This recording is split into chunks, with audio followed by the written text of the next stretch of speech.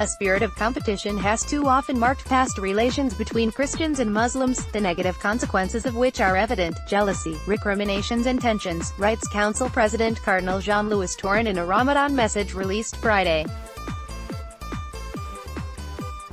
In some cases, these have led to violent confrontations, especially where religion has been instrumentalized, above all due to self-interest and political motives, he said, probably referring to Islamist terror groups such as the Islamic State, Al-Qaeda, Al-Shabaab, Boko Haram, Hamas, the Taliban, and others.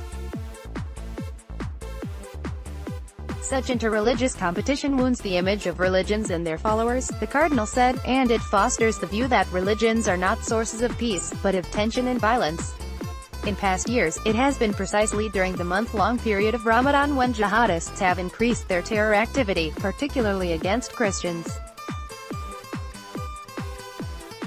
According to a Breitbart News analysis last year, Ramadan 2017 marked one of the bloodiest holy months in recent history, with casualties at the hands of Islamist terrorists totaling 3,343, 1,639 deaths and 1,704 injuries.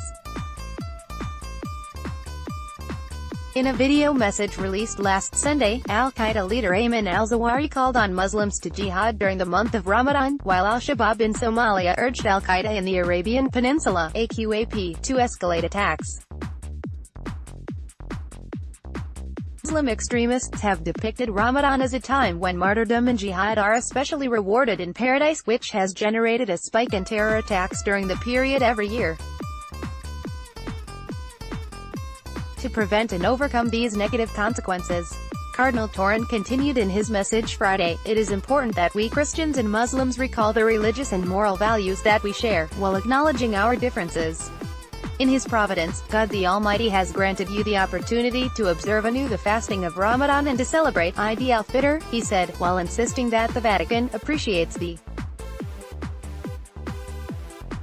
importance of this month and the great effort by the Muslims throughout the world to fast, pray and share the Almighty's gifts with the poor.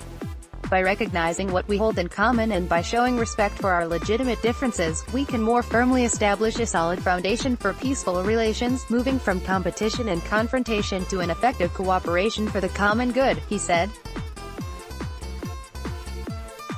So that we may further peaceful and fraternal relations, let us work together and honor each another.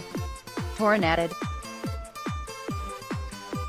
In this way we will give glory to the Almighty and promote harmony in society, which is becoming increasingly multi-ethnic, multi-religious and multicultural, he said. Follow Thomas P. Williams on Twitter. Follow @TidWilliams.